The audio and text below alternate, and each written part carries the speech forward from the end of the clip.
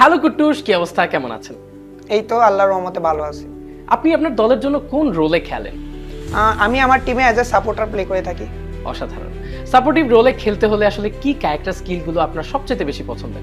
So আমি যেহেতু supportive রোলে খেলি তো টাইম টু টাইম আমার ক্যারেক্টার চেঞ্জ হতে থাকে, বাট আমি যেই ক্যারেক্টার কম্বোটা সব থেকে বেশি প্রিফার করি সেটা হচ্ছে অ্যাক্টিভের ক্ষেত্রে কোর্নো, অ্যান্ড দেন প্যাসিভের ক্ষেত্রে থিবা, জোসেফ অ্যান্ড ফল্ট।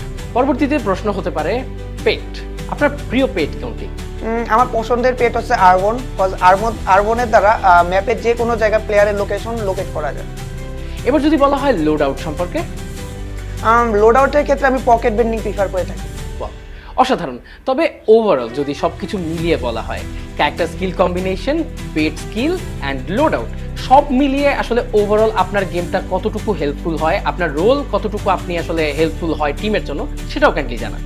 সো আমি যেহেতু টিম গেমে বেশি ফোকাস থাকি, তো আমার চিন্তা ধারণা মারপিট থেকে বেশি আর কি টিমের হিল রিভাইভের ক্ষেত্রে এইসব ক্ষেত্রে বেশি থাকে। সো এটা আমাকে অনেক হেল্প করে। অসাধারণ, আপনাকে অসংখ্য ধন্যবাদ।